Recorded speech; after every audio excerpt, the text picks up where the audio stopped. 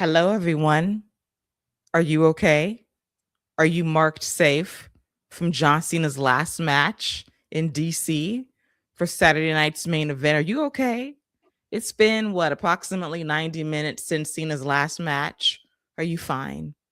Do you need a place to have a moment to yourself, to compose yourself, to mourn the end of a legendary career? Well, we're here to help.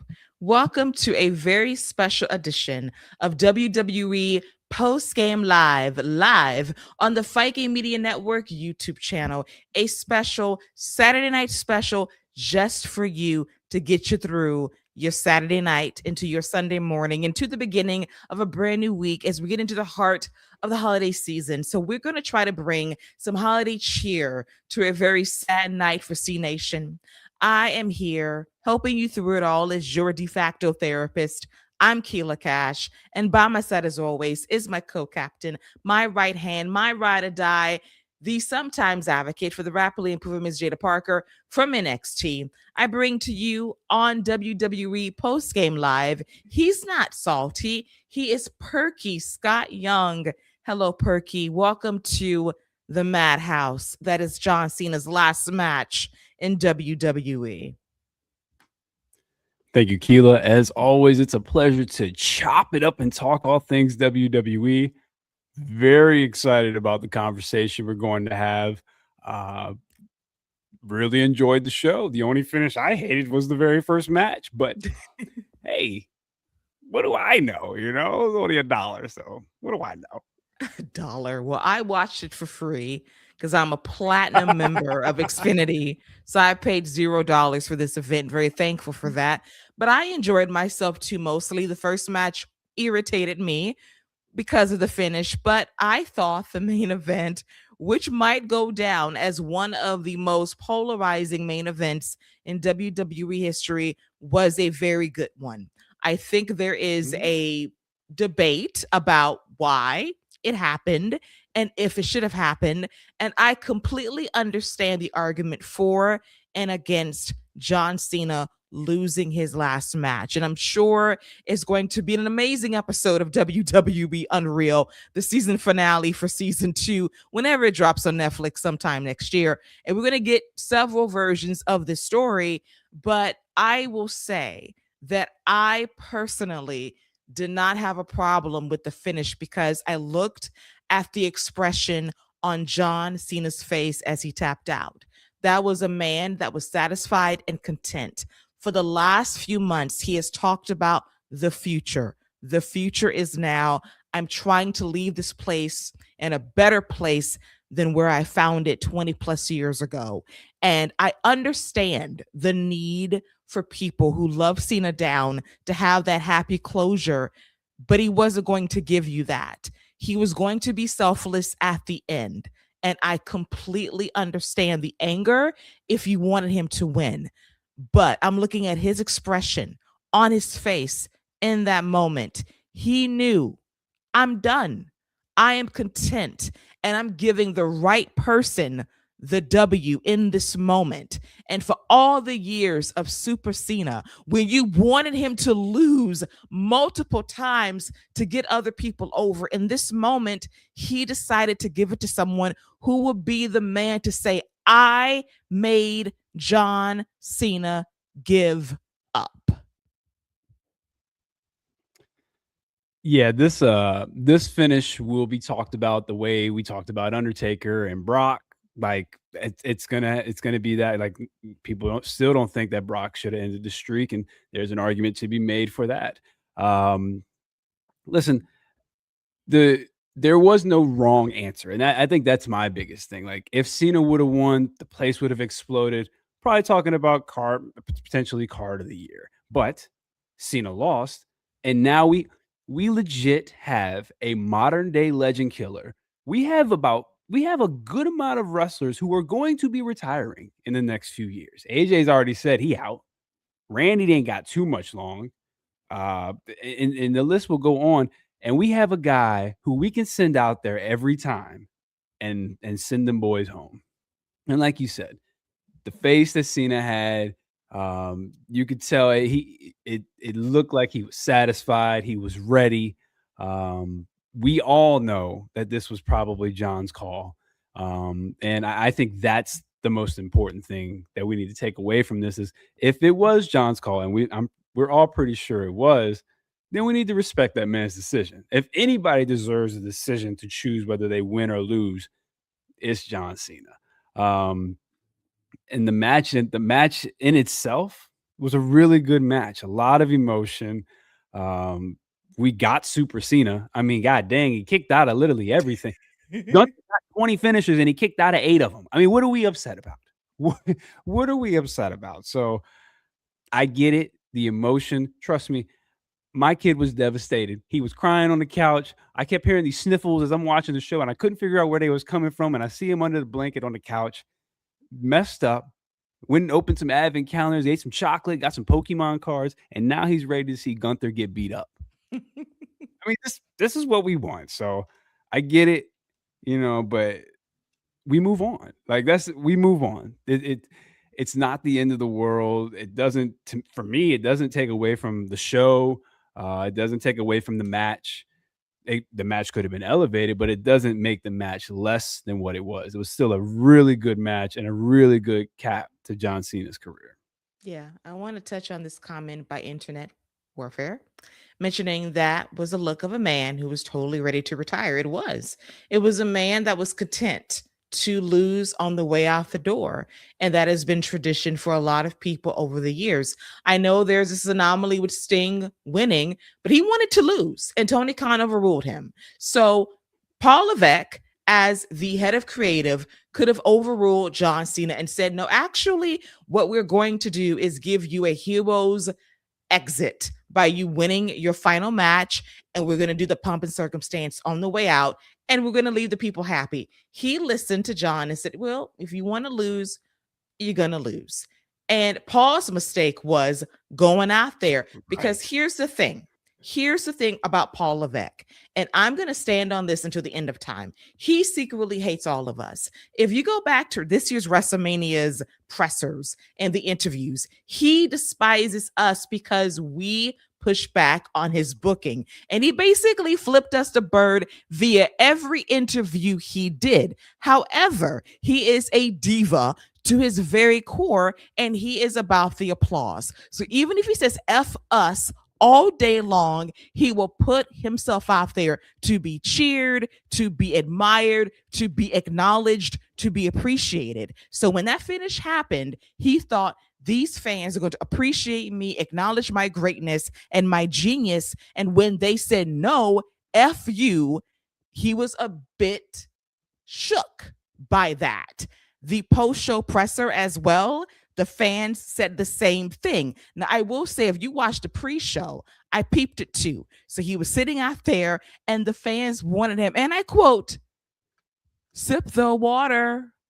Sip the water. We want the spray. We want the spit. That's what they expect, because he plays into that. So when he goes out there for the express purpose of being lauded and cheered, and when he gets the opposite of that, then there you are. The question becomes, where does that energy go from here? Are y'all going to keep it up heading into next year's PLEs? When he comes out there, is that hate going to still be there? Or are you still going to buy tickets? Are you still going to attend PLEs? Are you going to still attend live events and these record numbers? Put your anger where your mouth is in terms of money. Because if you're not going to stop spending money and buying merch and tickets, that means very little to me. But if this is your breaking point, this is your red line, then do what you must. But I'm glad that some of y'all tonight woke up and gave that man the business, because he should have got it at WrestleMania weekend when he basically told all of us to go F ourselves.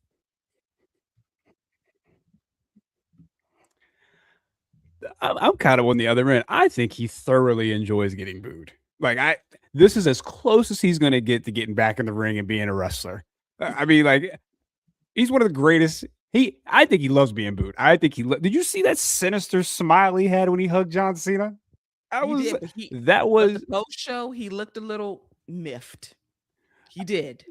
Now maybe the post show, you know what? He probably got somebody in the back was like, "Hey man, you know what? You screwed up." And that might have got to him. But in the moment, I think he loves the booze. Like I think that dude is a genuine heel. And you said it best in our Discord. You said it best. Even if he was shook in the post show, that dude is gonna have a drink. He gonna get on his private jet. He gonna kiss Stephanie, and he gonna go home and sleep just fine while his AI writes up Monday Night Raw. Okay, you said it best on the Discord. That's exactly what's gonna happen, and he is gonna forget this night ever happened. So again, everything's going to be fine. Shout out to Fernando in the chat as well, but everything's gonna be fine. Like now, people calling for Vince and stuff like that. Okay, let's take it easy. Okay, let's take it easy. I get it. Edge got to win his last match and Canada. Vince didn't really think that man was leaving. He didn't think that man was going to the comp.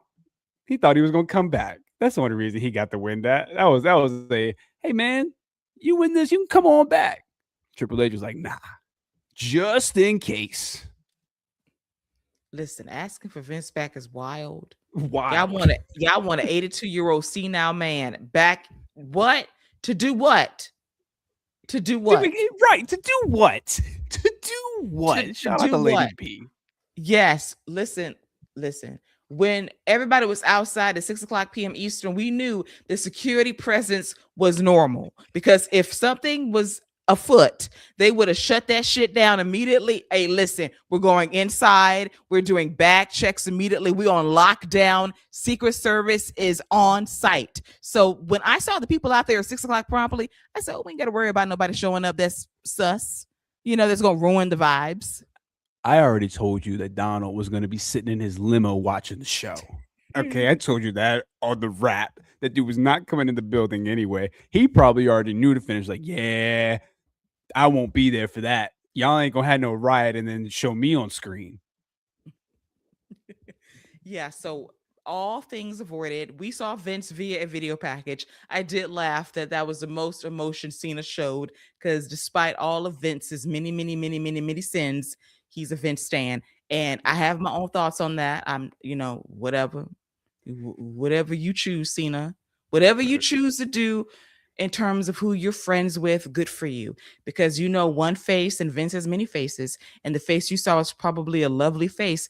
He ain't my cup of tea. I'm never going to be like, oh, please. No, never. But you do you, boo. You do you, and you cry over that man, and you do what you must. I did laugh. That was the most emotion he showed, because they really rushed that video package. Like, listen, let's leave these people happy with something.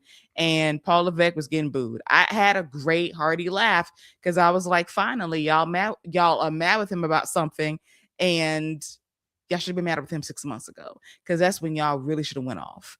Because he basically told all of us to go to hell during WrestleMania weekend collectively. And we cheered that man when he came out there at WrestleMania, got the pops, the applause. That made it a whole 2-hour Hall of Fame speech, put everybody to sleep, and y'all still celebrated this man.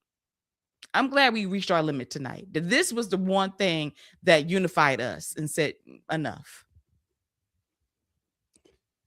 Yeah, that was probably the one mistake. Like, he didn't have to come out. Well, in his mind, he did. But it could have just been Punk and Cody. They could have came out, did the belts thing they did.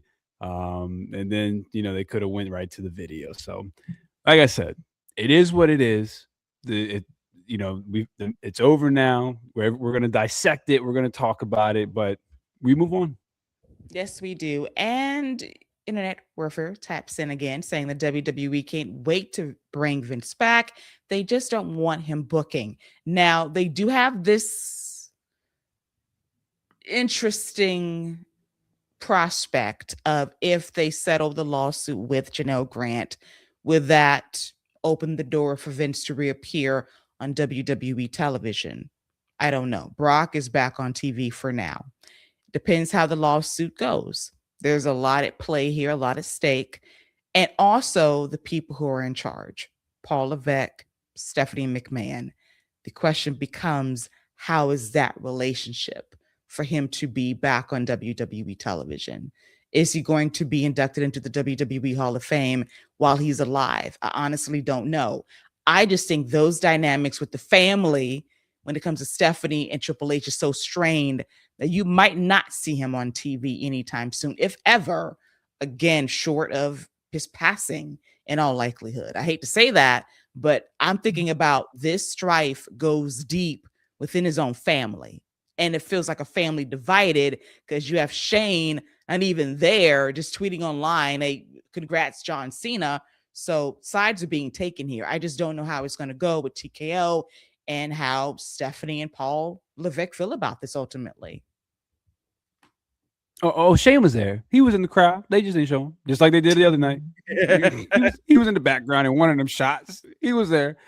But I think what they'll do with Vince is they'll end up inducting the McMahon family.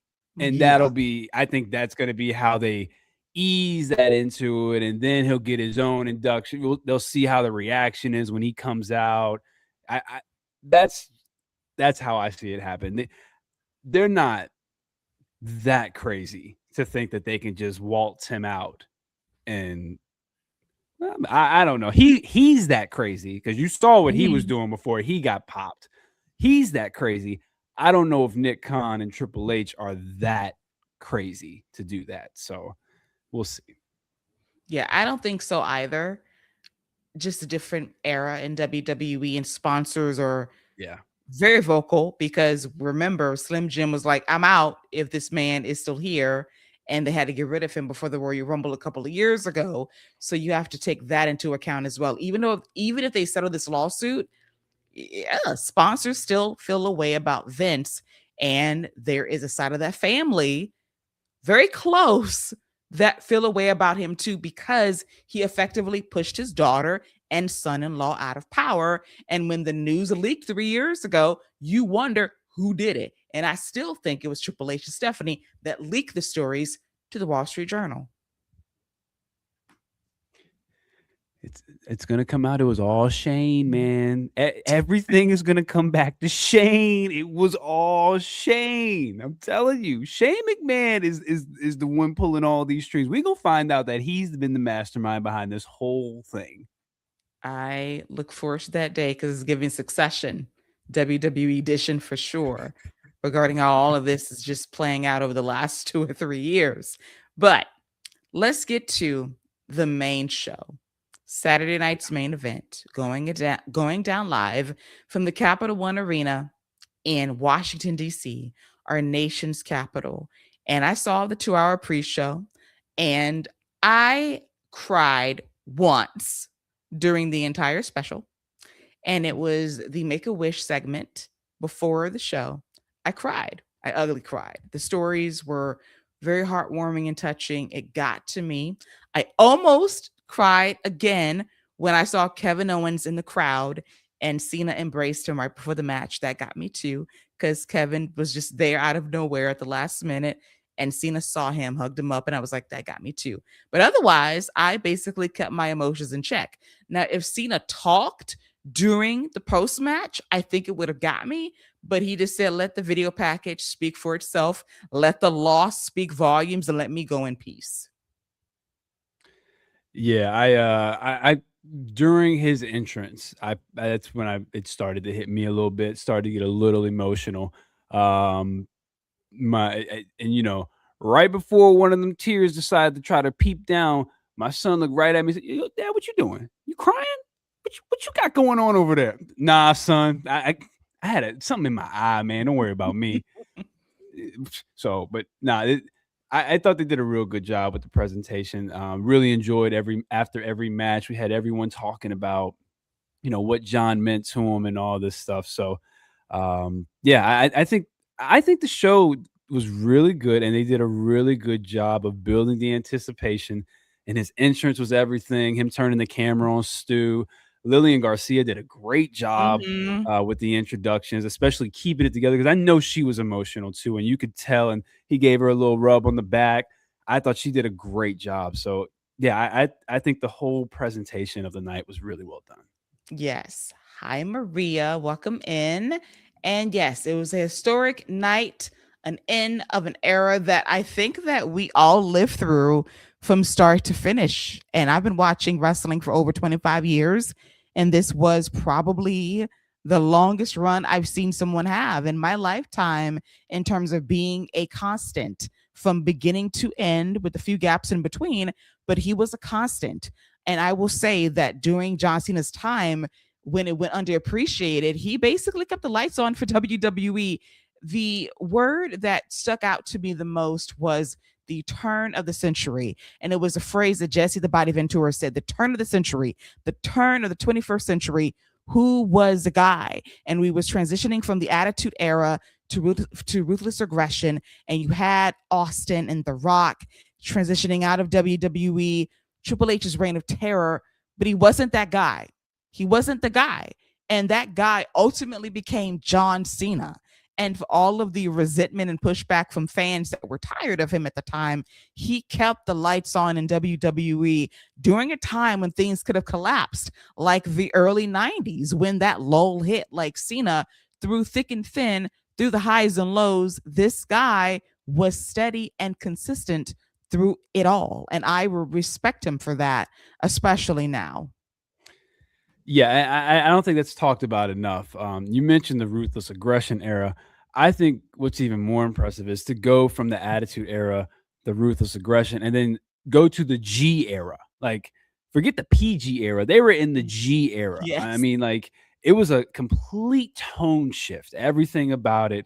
So for him to be able to do that and then bring the intensity when he needed to be able, like, every John brought a big match feel. And Michael Cole, talked about JBL calling him Big Match John, and that really became his moniker. Like, whenever John Cena showed up, it became a big match. So um, it's besides Roman, there's not a lot of guys who bring that type of feel every time they show up on screen. So it was, yeah, it's great to look back and think about it. But there was a long time where people weren't rocking with him, but I'm glad that he's gotten the appreciation that he deserves now. For sure. And I'll talk later about the moment when the appreciation really kicked in. And we'll get to that in just a bit. But let's talk about the show itself. Not only did Lillian do a great job with the introduction for Cena's last match, she did a fantastic job with the national anthem to kick off the show. She was just on point all night long, rose to the occasion for this very special moment. So we got the video package of John Cena's career, The GOAT, showcasing other GOATs like Michael Jordan, Serena Williams, Tiger Woods, Tom Brady, the GOATs of the GOAT, Simone Biles, the GOATs of their respective sports, and how John Cena compares to that GOAT status. And he is really one of the greatest to ever do it. The resume, the accolades, the accomplishments speaks for itself in every way. And then we cut to our first match, which was the undisputed WWE champion Cody Rhodes versus the NXT champion Oba Femi. And I go back to the night before on SmackDown. NXT is seen on the CW by approximately over 500,000 people every Tuesday night.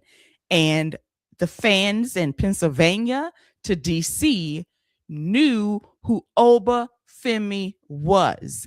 They recognized Aura immediately off top. They chanted his name, did the audible, like they was into it from beginning to end. The presentation, main roster style, was everything. And Oba Femi carried himself like an absolute star. The match itself was very good. Loved the physicality, loved Oba's dominance, Cody's fight from underneath, hitting his cutters. And then when Oba ran on the outside and delivered an uppercut that busted Cody's ear open, that was a gnarly spot. Things were just picking up. Cody tasting his own blood, like, let me go super cutter on you, hit that clean for a near fall.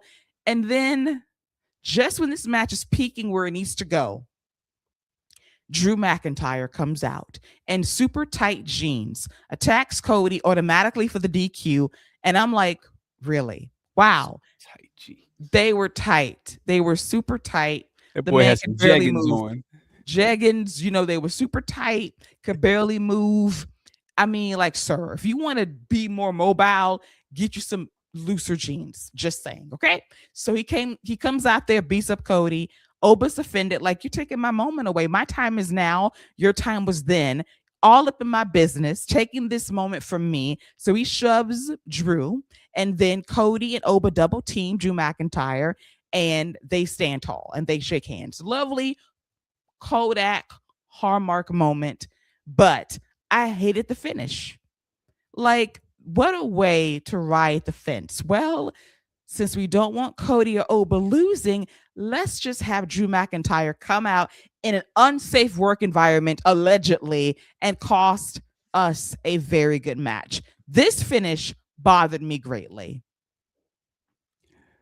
Yeah, everybody's upset about Cena tapping, but ain't nobody mad about Drew McIntyre coming out ruining this match. Make it make sense. But listen, one thing I will say that I took away from this, Drew McIntyre is a really big dude because Yes. Oba's not a small man. Like Cody's not a small man either. But like I definitely was not expecting Drew McIntyre to kind of tower over Oba like that. Like that was a little jarring to me. I if this leads to Drew McIntyre showing up on the CW and us getting a nice little short program between him and Oba, not opposed to it. Especially if maybe you get an appearance from Cody.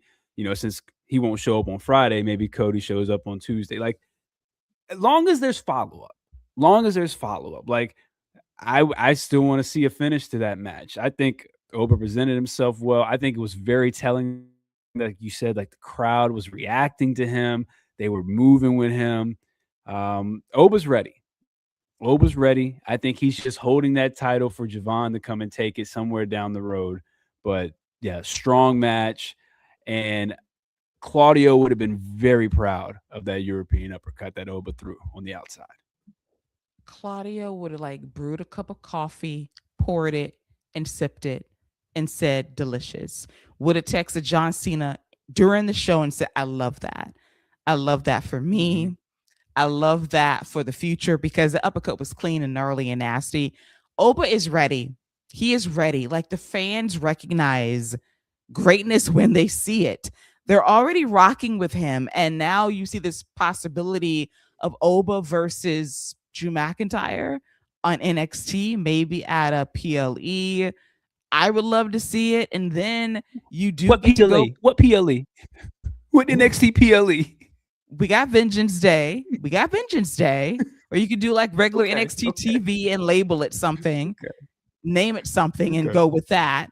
Or, we have the possibility again of Oba versus Cody, which is Mm-hmm. inconclusive. You can go back to that. I feel like this was like a test run of what could be, which I love. And the chemistry was there. And I was really impressed at how over Oba was. Like, this guy is undeniable. You see the vision, and he's a two-time NXT champion. Is he being wasted on NXT television? Are they delaying his push up to the main roster? Maybe. If they can get through the next 4 months after Stand and Deliver, they need to call him up. Or you pull the KO and let him moonlight on the main roster in NXT. He can alternate if you want him to do that, but this needs to be an immediate call up by the spring. The answer is clear. The fans know him. They recognize how good he is, and I think he is viable for a good push in WWE via the main roster. Yeah, and I mean, hopefully, hopefully more people will want to see him and will tune into NXT because NXT still does need the eyeballs. They still have a station they need to keep happy, um, and like I said, I just think he's holding that title until they're ready to have Javon come and take it. All I know is that Tony D better not be cutting up nobody's hat and throwing no black stuff all over Oba and winning no more matches. That better not be the end game of this. I'm gonna tell you that. Let me tell you something. What I better not see is Tony D versus Oba at Stand and Deliver. Okay? With a fedora on a pole match. We're not doing that. I'm okay with that. I wouldn't Listen, I mind love seeing Oba Tony with a D. fedora.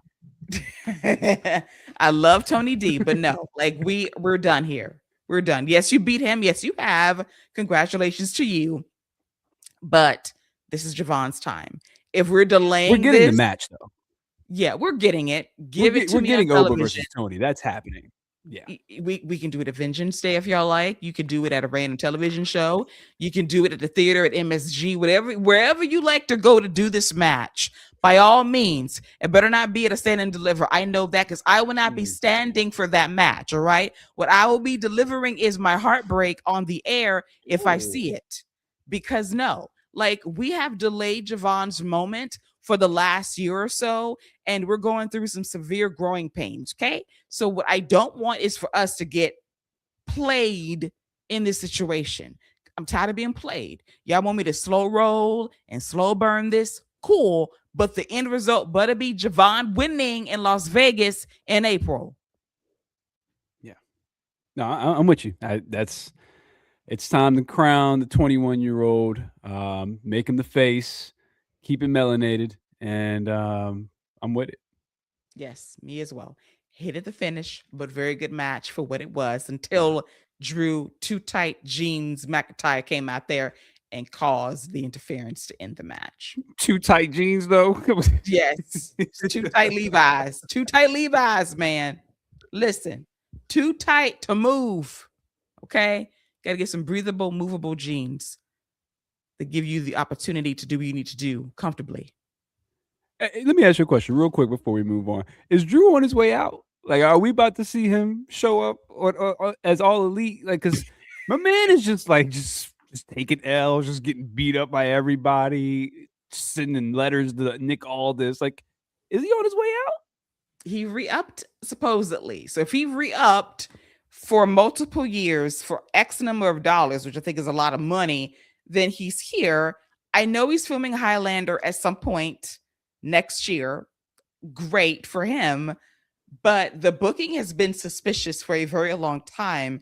And I'm begging at this point for a face turn because this is getting ridiculous. In all honesty, this man is going to lose to Cody again. That's why I hate this feud. He's going to lose again, probably on the first SmackDown of 2026. Why are you yanking my chain on this? Why are you torturing me? Let's move on. He's not going to win. Let's move on. But alas, they won't let this go. So we are where we are. But he's re-signed and he re-upped and he's got his money. So he's stuck indefinitely unless Hollywood comes calling. Okay. True that. Get your bag. Yes. So good for him. Love me some Drew McIntyre. Y'all know I do. But this booking is sus. I can't stand it. But moving on to a happier match, a better match that lifted my spirits. It was Ruka versus Bayley. And the DC crowd got the Ruka experience by her doing things that not a lot of people are able to do. The agility, the athleticism, the innovation, the creativity of what she does in the ring impressed the crowd. You heard the oohs and ahs. They were going off for Ruka, and Bayley is that seasoned veteran that was a great base that just hit the spots accordingly and had you on the edge of your seat when you thought that you had the win, and then oops, comes through. And then we got the Soul Snatcher out of nowhere, Bayley being dead weight, couldn't pin her, and then she gets the victory with a roll-up, leverage pin. I love this. And the fans getting up for Soul and seeing, wow, she's got something, she's special. And I've been saying this for the last year or so, Ruka is going to be such a game changer on the main roster because nobody can do what she does in such a very slick and creative way. She's the future. She needs more reps, more experience, but she's grown so much in the last year that it's just not all about the flash. There is substance there as well. It's only going to get better. And Bayley was a great person to get her through this match. And thank God there wasn't any interference from Lyra or Zarya. Thank the Lord. Yeah, Ruka does things that male or female, there's probably 2 or 3 people that can do. Especially when you talk about main roster, there's probably nobody that's doing what she's doing. Io Sky may be the best female wrestler on the roster and has an argument for best wrestler period in the company. She's not doing what Ruka is doing out there. The moonsault to the outside, The handstand into the Hurricane Rana. I watched the whole show with my kids, and let me tell you, she came out and they had no idea who she was. They was like, "What is she, what's up with her?" And when she hit that handstand off top, they were hooked. And I mean, everything else she was doing, they were rocking with her. She absolutely is the future. Triple H doesn't know she's half black, so we have a real good shot of her being pushed really hard on the main roster. So I love that for her, and I can't say enough about this match. Like the NXT, everyone from NXT really showed up and showed out, and I thought they came away really well. And Bayley, like you said, Bayley was the perfect person to have this match with. Can take the loss, and it doesn't affect anything. But Sol Ruka gained a lot by the win. She did. This was a great spotlight moment for her. You ain't shit for what you said, but you're not wrong. I'm Like, not wrong, bro. Sol continue to fly under the radar. May Triple H never figure this out, because if he does, he will see color at that point, and then we have to be concerned. So, we have to be very mindful of where we are. That's why she not inviting her parents, and then her parents weren't there. You know why? She was like, "Yeah, listen, not yet, not yet. Okay, when we on CW, y'all can come, but not yet, not here, not yet." So in all seriousness, I think that she's undeniable. Like, you can't deny like what she's meant to be on the main roster. And I agree with Fernando. She's going to revolutionize women's wrestling. I've said this for a while now. I think that she is ready made for the main roster, that no one can do what she does. It's just so different and creative and innovative, and the fans are going to love her. And you heard that reaction. They might not have known her in the beginning, but by the end, she had those fans hooked. They was on every near fall, and you felt it. The Soul Snatcher and the positioning of it was perfection. Bayley was there. Like, we ain't just going to have it choreographed. Like, I'm going to lean into it. You're going to hit me out of nowhere like an RKO, and it was perfection. And I just really dug the match. You felt like it was a turn in a good way for what the future is going to be when Soul gets that nod to get the call up. She's going to be a special, special talent when the day comes. Yeah, they definitely made the right decision in having Soul in this match and not Kalani Boredom. Wow. Definitely made the right decision, because Soul is the one. Like, she is going to be that. Like, she is literally Ricochet of the women's division. Like, she can do literally anything she wants. She's incredible. I mean, amazing. Now, pause. We're going to let up on Kalani a little bit, okay? Now, I have converted slightly. Kalani is a great heel in the ring as a wrestler. Now, as a promo and personality, we need help with a little assist from Jesus to get us over the hump. Yep. But what we're not going to do, Scott, is completely dismiss her and slander her. Now, heel work in the ring, 10s. Personality and promo, 2.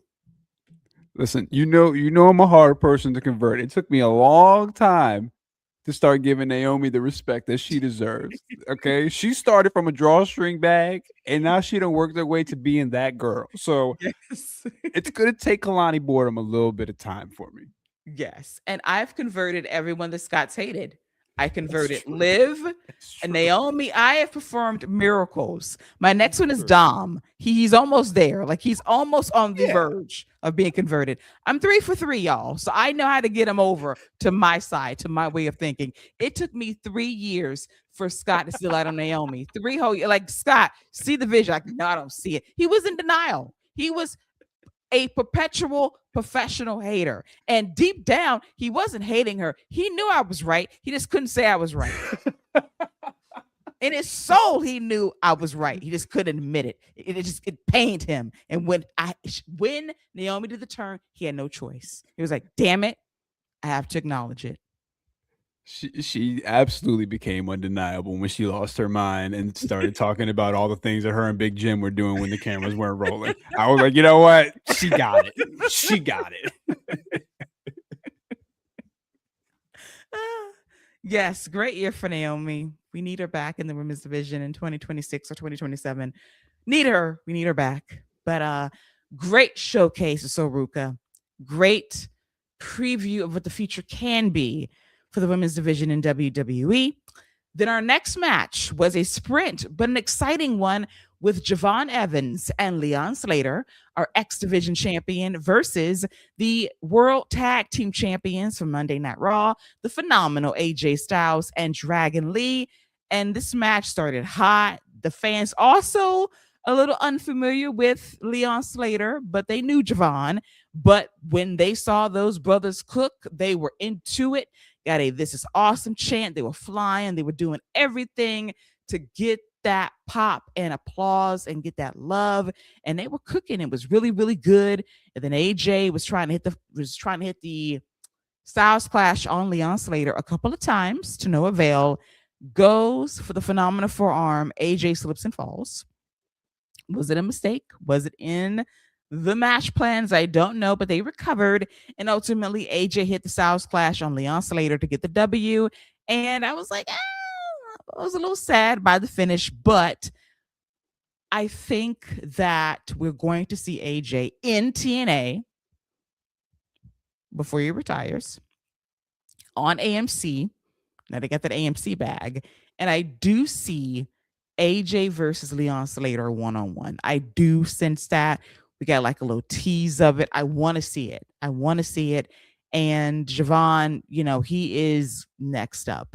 His next goal is to become NXT champion, preferably at Stand and Deliver in Las Vegas in a few months' time.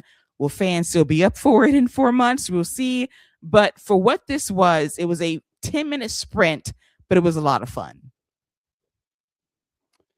Yeah, it was a lot of fun.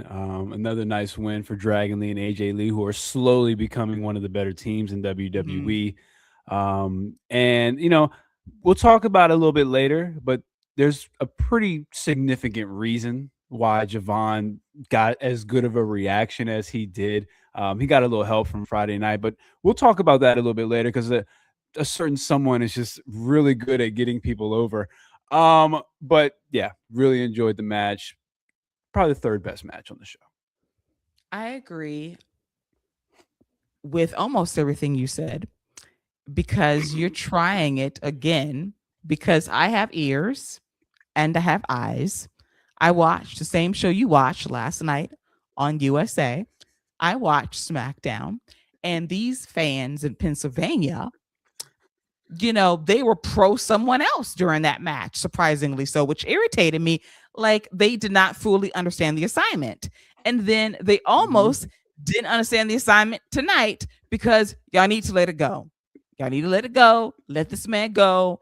Let it go. We're going to get to Miz's ass right now. So Miz comes out there in his WrestleMania 27 gear as if it's 2011 to torment me because he's the reason why we do not have another WrestleMania in Atlanta to this day. We got a brand new, beautiful stadium and we can't have shit in it because he ruined WrestleMania 27 because he doesn't remember it because he got concussed. So he comes out there saying, I deserve my moment in the sun, and I had a match against John Cena at WrestleMania 27 that I don't remember, and I won, and I at least remember what I had on to a point, and I want my match, I want my moment, blah, blah, blah, blah, blah. I don't care. So R-Truth comes out there dressed as John Cena, and he's like, I saw what you did to Nick Aldis's balls. Pause. So he proceeds to say, this is who would have won the John Cena raffle for the redo match, and it was Joe Hendry.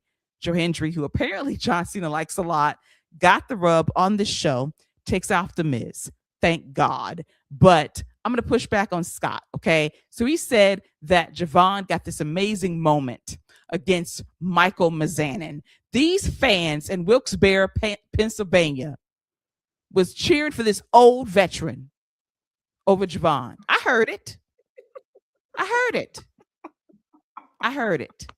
So lies. He didn't get anybody over. He got himself over and irritates me. And for the love of God, Carmelo, stay away from him. Stay away.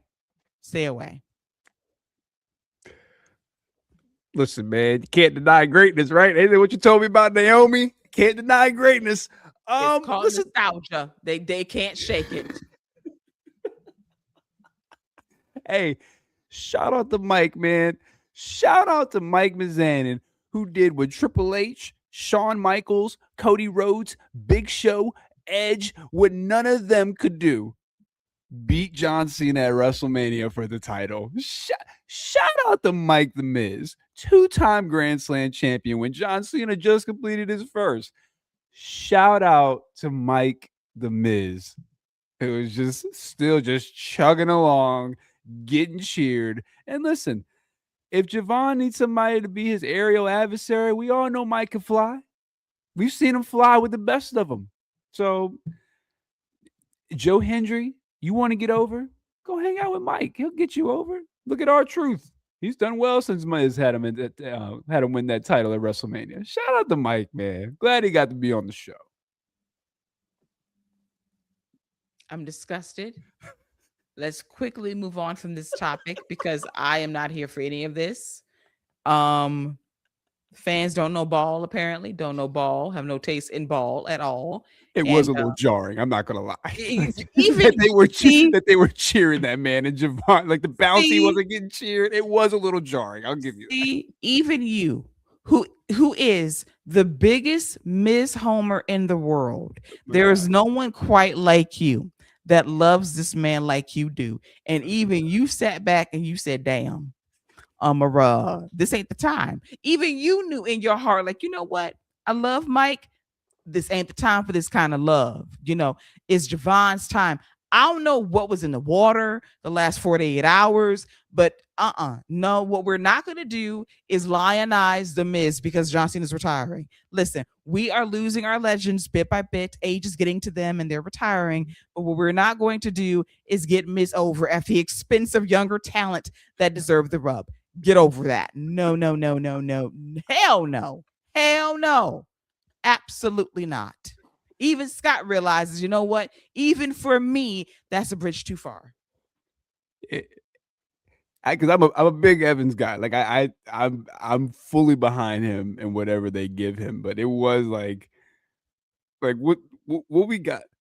Do we need to start asking the real questions about this town? Like yes. You know what I'm saying? Like what we got going on around here? Do we need to start asking the difficult questions? Like, is there a reason y'all not cheering Javon? Like, do I know the reason? Do we want to talk about that? Or do we just want to move on? So yeah, that was my first thought was, yeah, we know why y'all not cheering Javon. Yeah. Mm-hmm. So I'm glad that you could put your biases aside and realize even that did not quite feel right in that moment. It was like, no. Right. Oh, dear. So, yeah. What I do not want is a renaissance for the Miz. We don't need that in 2025. I'm good with that. Let's leave the past where it is in the past. Thank you very much. Now, let's get to the end of the show. The last match of John Cena versus Gunther. And the presentation in terms of Cena coming out was great. Him and Stu having a moment. Cena makes his way down to the ring, gets out of the ring, hugs the people in the crowd. Trish, Eve, Cheddar Biscuits, Booker T, Kevin Owens. That did get me when they hugged up. Sami Zayn, Sammy's son, which was hyped. So adorable. Love that. Like Cena was embracing his colleagues, his peers. Beautiful moment. Got in the ring, literally into the introductions, as you said. And then this match got going. And Gunther and John Cena told a great story. It was a story about will Cena give up in his last match, something he has never done. He never quits. He never gives up. On this night, Cena would give up. In what way? I love the near falls. I love the AA attempts and the kick outs and Gunther hitting the power bomb and Cena kicking out, the counters, the sleeper being this deadly submission hold in 2025 and Cena fighting out of that and going for the STF. And then we have him going for the AA, which Michael Cole called the FU, going old school on that. And then we got the last sleeper hold on John Cena. And he tried to power through as he did before, try to rise up, but he just simply looked content, at peace, smiled as he tapped out. And the crowd was not happy.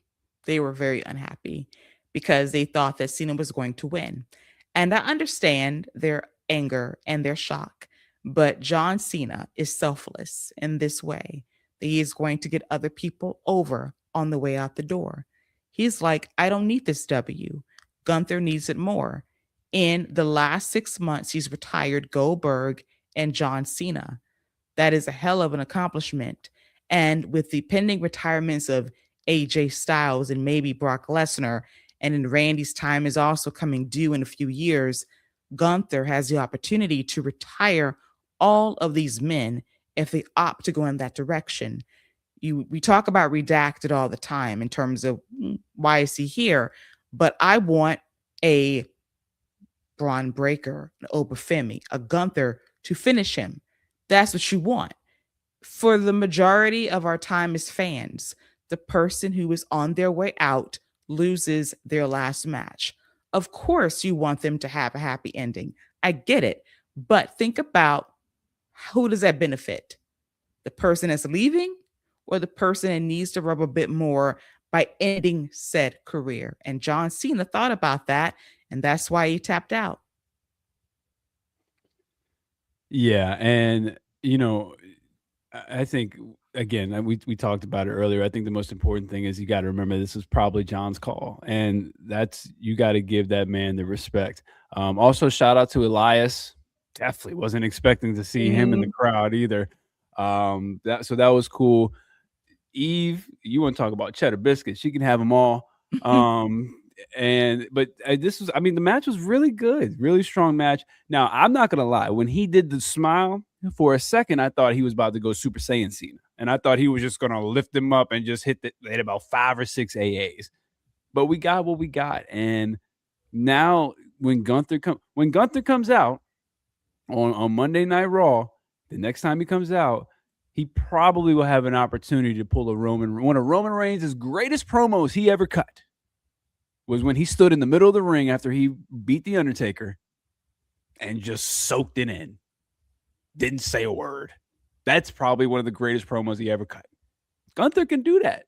Now Gunther has something to brag about. And as long as they do Gunther the way they did Brock after Brock ended the streak, I mean, there's nothing wrong with this. Gunther now just needs to start running through people. And I know they got plans for the title. Me personally, man, I'm shifting everything to Gunther, and I'm probably sending Gunther to SmackDown to go after Cody. I mean, why not? Now is the time to just feed people to Gunther. Let that man just become who he's supposed to be, and that is the new dominant heel on the entire roster. So we'll see what they do. The follow up is absolutely important.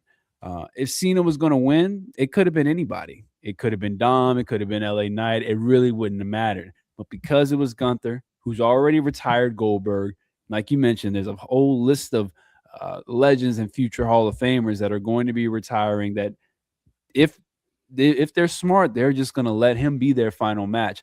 Again, we have a modern day legend killer. Like that is a gimmick that can be built, that can be used, and that will work. It worked. That was one of the biggest reasons Randy Orton got over as the young killer, was because he was a legend killer. He was beating all the legends. He was taking them all out one by one, and it got him over so quickly with the crowd. I don't understand what the pushback is with Gunther doing that. Again, I get it. Everybody wanted Cena to have the fairy tale ending, but in his eyes, this was his fairy tale ending. Like he's done everything. He didn't need to win this. He did the right thing. I'm satisfied with it. I'm satisfied with the boos we got afterwards, the arguments that followed. I mean, the emotion that you get. I mean, that the emotion is what you want. You want the emotion. And I think it's going to make people want to see what's going to happen next with Gunther. It's going to make people want to see what the follow-up's going to be. And you mentioned it in the Discord that we have. What is really going to be telling, because the Royal Rumble, WrestleMania, all that sells itself. What's really going to be telling about the crowd and the people who are angry and who are so mad about everything that's going on. Let's see if you tune in. Let's see if you're still paying attention to what's going on next month. Let's see if you are tuning into that first Raw when CM Punk and Braun Breaker go at it. Like, you're still tuning in. You still care. We move on. You get upset. We move on. it's just what happens. It's sports. Life, it goes on. It happens. We cope, we deal, and we move on. Because, yes, I mean, the ending is polarizing. Some people loved it, some people hated it. I understand it, but this was John Cena's decision. Paul Levesque could have overruled him and said, no, we're not going to do that. But he decided to agree with it and ate the booze in the process. And that is something he has to deal with for a very long time, apparently.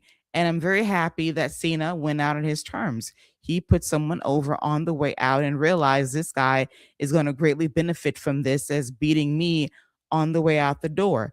Losing to The Miz, please stop. Be for real. That would have been a Losing to lot. Gunther, That would have no, been no, great. when please. For you, you would have been happy. For you would have been over the moon. But let's be real. But in this moment, Gunther needed this a bit more, and it established him and it establishes him as someone that should be taken very seriously as a guy that could end your favorite's career at any given moment. Now, when someone's career is on the line and there might be a tournament, you better be scared Gunther's going to win it, because if he is, bye-bye career to whoever wins that match.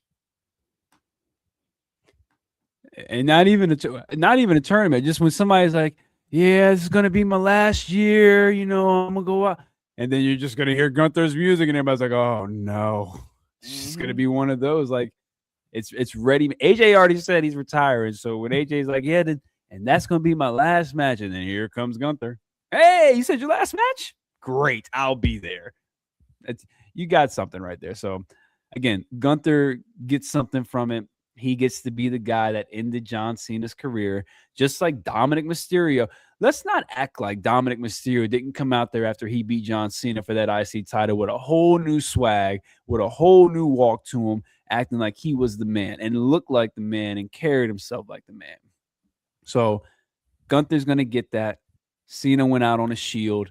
And again, the moment is still going to be Cena walking out, leaving them shoe carnival sketchers in the ring and standing, giving the salute and telling everyone it was a pleasure to serve all of you. That is going to be the moment that we remember when we look back, and when WWE does what they do best, which is chop up video footage and make it whatever they want it to be, because they are great at doing that.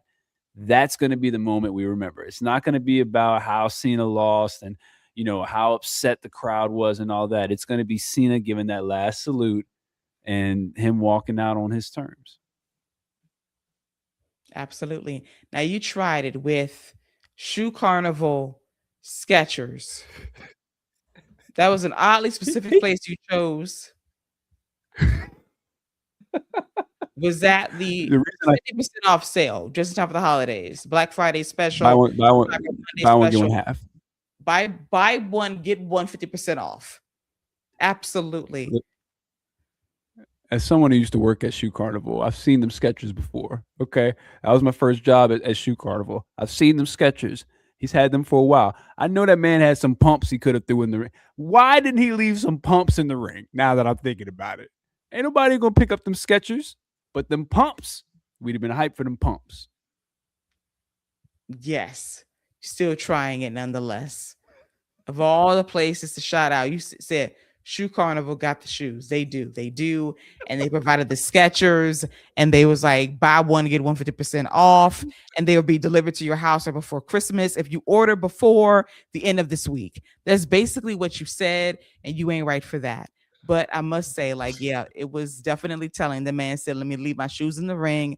Let me take off my wristbands. Someone said, was he going to take off his jorts? No, they've been highly inappropriate. So he's going to, who was that? Who was that one man? It was a man too, chanting, leave your jorts. Like, bro, sir, no, we don't want to see that man's junk out there like that. Take off the jorts. But take them off in 2K. Call him a day. That's enough.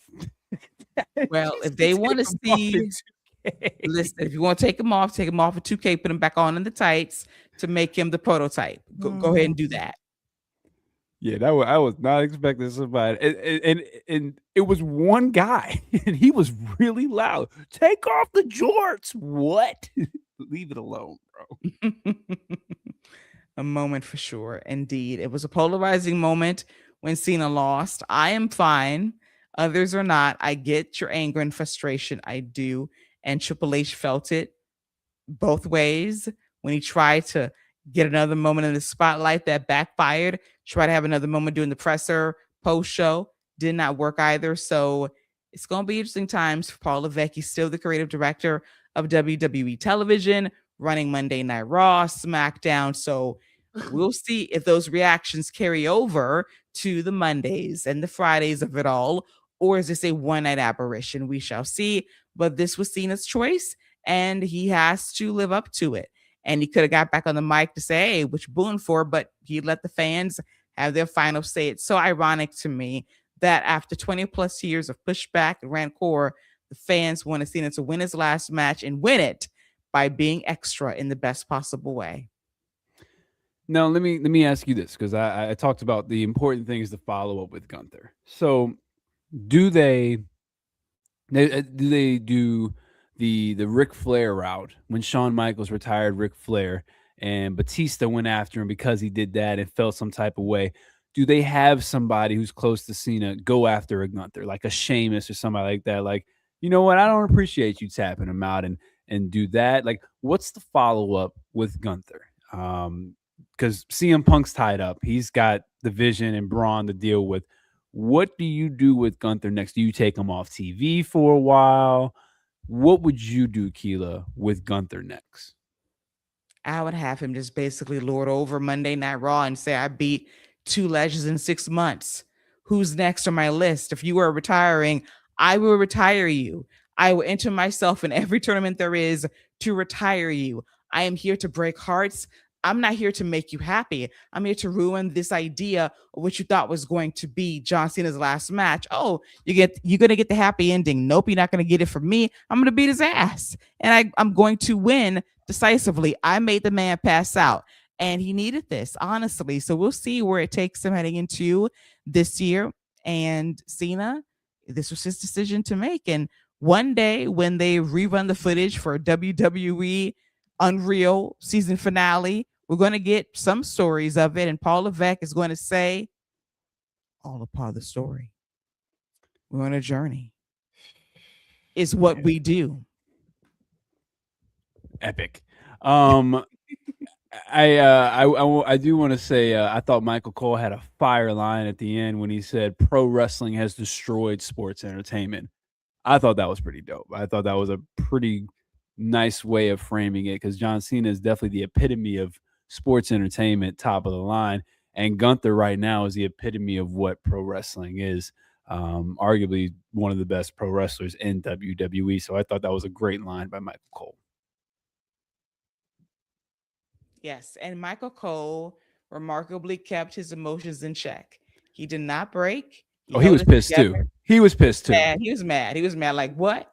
Yeah. Like, he would have started cussing, but he had to be a professional, maintain decorum for sure. So he had his moment, most definitely to himself. But as a pro, he didn't let it show on commentary. He was, even Steven. He was straight laced, didn't do too much, but backstage, he probably threw a fit, and rightfully so. So after Cena lost his last match, the fans are shocked.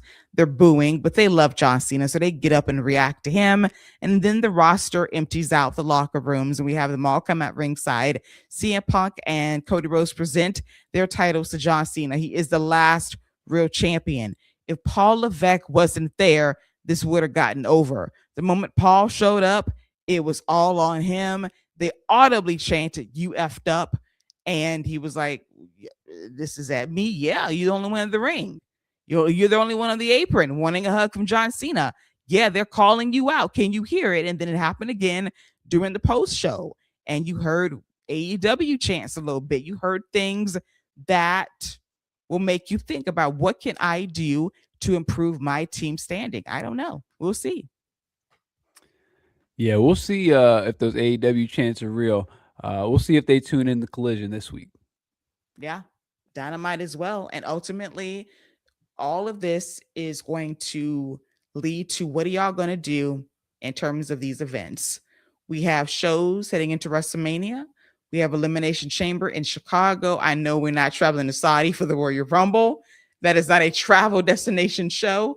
So, what are y'all going to do heading into WrestleMania? Are you so mad that you won't buy said tickets? Because I said, what's going to be the breaking point for you? Is it tonight? I honestly don't know. I hear this comparison. Oh, this is like 2019. Have you lived through 2019? This ain't 2019. So the question becomes, what is your tolerance level? Have you reached it? Because the only way I'm going to believe this is if we reconvene in 6 months, look at the ticket sales for these live events for WWE, from the regular television shows to the PLEs. Will it impact people buying tickets? If it does, then we can look back on this night as the answer. Things changed. If you are still going to WrestleMania, if you're going to set out the United Center in Chicago, if you're going to set out these events all over the country heading into the new year, then nothing really has changed. It's just a moment in time and you move on, hopefully. Yeah, yeah, the WWE's going through a little bit of a lull, but this is usually the time of year where that lull happens anyway, right before January. I think they got a few good things cooking. Long as Triple H and AI don't mess it up, I think they got a few good things cooking. Like this whole Seth Rollins and his ninjas. I think that's a good little storyline that they got going on. And then whatever they got going with Braun Breaker, I think they definitely have plans for him. And again, the follow up with Gunther. Me personally, I'd have Sheamus come and be like, "Yo, I don't like the way you did that," and have Gunther come out, talk smack, and then have Sheamus be like, "Yo, that's enough. You did what you did because you're going to get a banger out of that." So the follow up is going to be key. And you're right. In about 6 months after WrestleMania, you can't count anything WrestleMania. After that, that's when we're going to see what really happens leading into SummerSlam. Absolutely. So we shall see how this is all going to go. And here's the point. What do you expect WWE to put more effect on the show? Girls, you crazy, they're making millions. They are. They are making millions of dollars. That is the question. The question is, will it continue? That's the question. I think it will. But if you are a fan tonight that was upset at what happened, what are you going to do? Because you can boo, you can cuss Triple H out all you want to. Are you going to cheer him when he next comes out for these shows when they go back to DC? Are you going to buy tickets for another show in DC? Are you going to buy tickets for the next PLE? These are questions that are valid. There is no refund. Obviously not. You're not going to get your money back, but are you going to spend money again for the next show? Because if you are, then this is a wash, essentially. That's what I'm saying. So if you are angry, you're not going to spend money on something that angers you. If you're going to get over this, then you're going to get over it in a day. That's where I'm at on that. Yeah. Yeah, and like I said, it'll be. I mean, this is the essentially the same reaction we got when Brock beat Taker at WrestleMania. Everybody was up in arms, and it was, "Oh my God, I can't believe you did that. I'm not watching anymore." And we moved on. And Brock ended up, regardless of how we feel about it, Brock had a very dominant run that was planned out after that until Roman came and took him out. So long as they do that with Gunther, this will all be worth it. Yeah. When Brock beat Taker, they cheered him when he demolished Cena at SummerSlam 2014. Right. When right, exactly. they wanted him to beat WrestleMania, when the fans wanted him to beat Roman at WrestleMania 31, what happened? I mean, Seth won, but the response was they wanted Brock to win. That's what it was. So and it elevated Seth because of that, and Seth got a huge boost because of what Brock had just done, and because of, like you said, they wanted Brock to beat Roman, and then Seth got it because he ended up beating them both. So it, like you said, everything's going to be fine. It's all going to be a wash, and we move on. Yeah, and if it's not, we'll talk about it in 6 months. My metric is put your money where your mouth is. If you don't like something, if this is your wall, don't buy anything else. People, as you said, people are going to watch no matter what. So they're going to do what they're going to do. This is just a moment in time. What I'm saying is, if you're that pissed off about what happened, put your money where your mouth is. You want to cuss out Triple H? Don't pay $30 for the Royal Rumble. Don't watch it at the end of January. Don't watch Elimination Chamber. Don't watch the road to WrestleMania. Don't go back to Vegas if this is your red line. And we'll see. If something changes in 6 months in terms of the metrics, we can look back on this night and say, yeah, this was the night things turned. Until that day comes, tonight was a moment in time. Will it sustain? Who knows? Yeah, I'm with that. Yeah.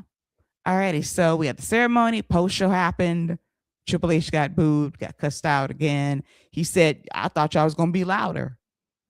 And then they turned the mics down, essentially, to get through the interview. So he was peeved at it, but we'll see what Monday brings. Paul Levesque's got to go on the socials and hype up it being epic, So, yeah. Y'all better be careful pissing Triple H off. Y'all gonna get another reign of terror. He already hates us anyway, so what's he gonna do? That's true. That's true. Okay, you say that, then Mike the Miz gonna win the WWE Championship. Sir, if that happens, and I will turn in my fan card. I'll be done. Seriously. That's the ultimate F you to all of us, essentially, if that happens. Again. Even me, I would be like, all right, let's take it easy. Okay, there's a speed championship right there. We got to give him something. Yeah, for sure. Actually, there's not, is there? Well, there is a speed. Listen, the dude won the speed championship, and now he's off television. How does that happen? Jasper Troy, man. Won the speed championship, and now he's off television. And the Americanos are disappearing too. What happened? Terra Grande and them just gone. They waiting to re-debut on AAA on Fox. Fox Espanol. Fox Espanol. Yeah, absolutely. The new Fox bag, because this relationship never ends one way or another. But that is a wrap for John Cena's retirement. It's over. He's done. Finito. It's been a ride. It's been an experience. What a way to end it on his terms. And I respect the man for that. He went out on his sword, and I'm not mad. Some people are. But hey, we'll see what happens tomorrow and the next day and the next day. But Scott, your final thoughts on this event? I thought it was a really good show. The only finish I thought was really bad was the first one, just because I think either one of them would have been fine. Like Cody would have been fine taking a loss, especially if Drew would have interfered. So that was the only finish that I really just didn't like. But overall, I think the show accomplished exactly what John himself said he wanted to do, and that's showcase NXT talent. Oba looked great. Soul looked great. Leon and Javon looked great. Not much more you can ask for. And Cena put over the next guy. So I thought it was a really good show. I thought so as well, despite the first match booking of it all. But otherwise, really solid show from WWE, despite how people felt about the ending. And we'll see how that carries over heading into the end of this year into the next. And so that's a wrap on all things WWE via WWE Post Game Live. I want to thank my co-host, my co-captain, Salty Scott Young, for joining me to recap the highs and lows from John Cena's last match via Saturday night's main event. Thank you for having me, Keila. And as always, it's a pleasure to chop it up and talk all things WWE. I'm looking forward to the wrap on Tuesday to see what they got in store for us on Monday. I'm looking forward to Raw. I'm curious to see what the follow-up is with Gunther, and if they even acknowledge and see how they move on. I think there will be extra eyeballs on Monday Night Raw, so they should try to put on a good show. Agreed. Last live show of the year, I believe, because the holidays are coming up. So they got to make it count. Double tapings are incoming for Raw and SmackDown to get us through the end of the year. They are going to space these things out, but it's going to be like, we're doing one show for this week, one show for next week, get you through the end of the year. First Raws of 2025 will be at the Barclays Center in Brooklyn, New York. And SmackDown goes back to 3 hours. May we all pray on that, because why? So we'll be back on Tuesday to recap the fallout. On Monday Night Raw, talk all things NXT, and then get you ready for the end of the year as we prep for, yes, the 4th annual Rap Awards. It is coming. I'll select a date. We'll talk about it later. But until then, enjoy the rest of the rest of your night and the weekend as we reconvene on Tuesday at 11ish via the Fight Game Media Network YouTube channel to recap all things WWE. So for myself and for Salty Scott Young, that is a wrap for WWE Post Game Live. Take care and bye-bye.